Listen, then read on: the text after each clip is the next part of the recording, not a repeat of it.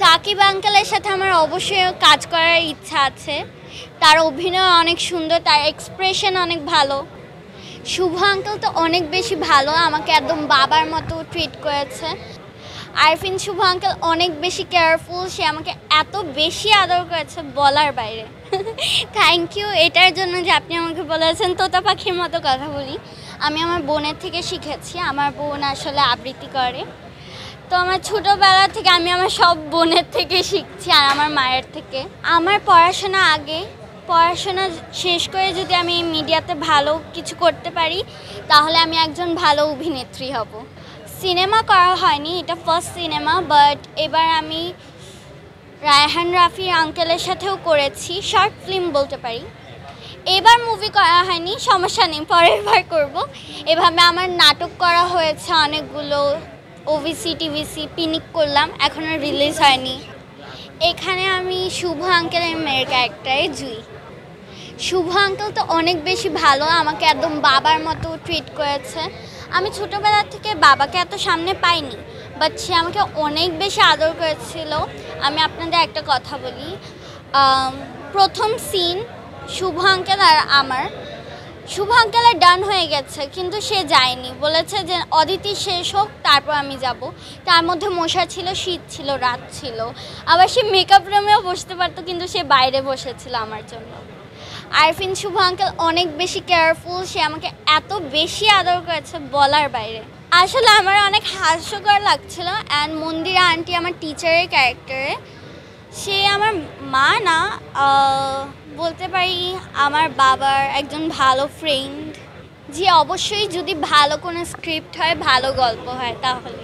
সাকিব খানের এবার আমি বরবাদ দেখেছি, এবার আমি অবশ্যই দেখব তাণ্ডব।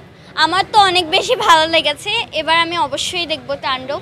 সাকিব আঙ্কেলের সাথে আমার অবশ্যই কাজ করার ইচ্ছা আছে।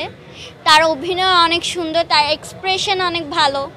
আসলে আমার মা কখনোই টানা আমার শ্যুট নেয় না, অনেক দিন পর পর নেয়। আসলে আমার মা বলে পড়াশোনা আগে, তুমি এই যে শ্যুট করছো ওটা করো, এগুলো এভাবেই করো, কিন্তু পড়াশোনা আগে তোমার।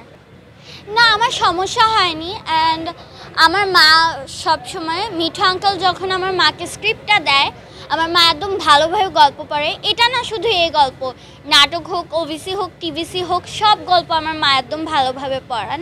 আর আমার মা কখনোই আমাকে ডায়লগ মুখস্থ করায় না। এবারে যখন মিঠু আঙ্কেল স্ক্রিপ্ট দিল, আমার মা গল্প না মুখস্থ করে বলেছে যে তুমি সিনগুলো মনে রাখো তাহলে হবে, তুমি নিজের মতো বানিয়ে দিও, সমস্যা নেই, তোমার ডায়লগ মুখস্থ করার দরকার নেই। আর আমার এই ডায়লগটা আমার প্রবলেম হয়নি, আমি নিজের থেকে দিয়েছি। অ্যান্ড মিঠু আঙ্কেল এত বেশি ভালো, আমাকে একদম ভালোভাবে বুঝিয়ে দিয়েছে, তো আমার সমস্যা হয়নি একটু। হ্যাঁ, অবশ্যই। আমি যখন কোনো নাটক বা টিভিসি ওভিসি করি, ওইটার আগে তো আমার মাকে স্ক্রিপ্ট দেওয়া হয়। তো আমি বারবার, যখন আমার মা আমাকে একটু বুঝিয়ে দেয়, তখন আমি বারবার মাকে বলি যে মা এখানে ভুল হচ্ছে কিনা। আর আমার নাটক যখন রিলিজ হয় আমি বারবার দেখি আর আমার মাকে বলি যে এটার মধ্যে আমার একটু সমস্যা হচ্ছে, পরের বার বেটার করার ট্রাই করব। আমি কখনো ভাবি না যে না এটা সুন্দর হয়েছে, আমার এর থেকে দরকারই নেই বেটার করার। আমার মনে হয় যে না, এর থেকেও সুন্দর করতে হবে।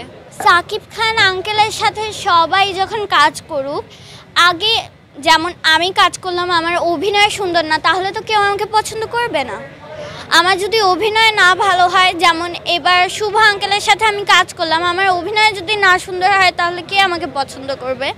আমি বলতে চাবো যে এবার ঈদে অনেক মুভি রিলিজ হয়েছে, আপনারা শুধু নীলচক্র না, আপনারা সব মুভি দেখুন অ্যান্ড বাংলা সিনেমার সাথেই থাকুন।